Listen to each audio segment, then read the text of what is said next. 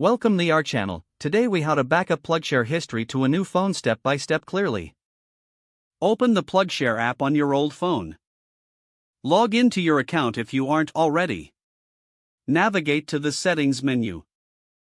Look for the option related to account or data backup. Click on the backup option.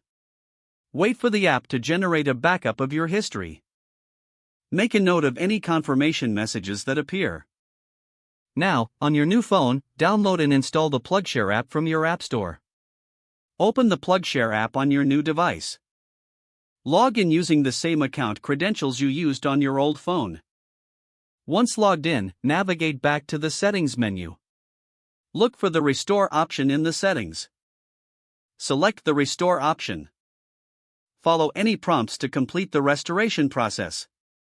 Wait while your data is restored to the new phone. Once the process is complete, check your PlugShare history. You should see all your previous activity transferred successfully. If any issues arise, refer to the Help section within the app for troubleshooting. If the page does not load, refresh the browser or try again in a private or incognito window.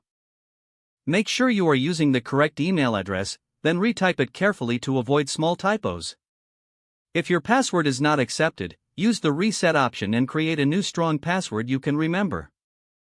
Check your spam folder for verification or security emails, then complete any requested confirmation steps.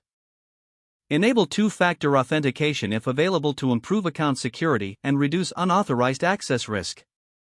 After signing in, review your profile details so your contact information and settings are accurate and current. If you see an error message, note it down and try again after restarting your device and internet connection. Log out when you finish, especially on shared devices, to keep your account and payment information secure. If the page does not load, refresh the browser or try again in a private or incognito window. Make sure you are using the correct email address, then retype it carefully to avoid small typos. Don't forget to like this video and subscribe to our channel for more step-by-step tech guides.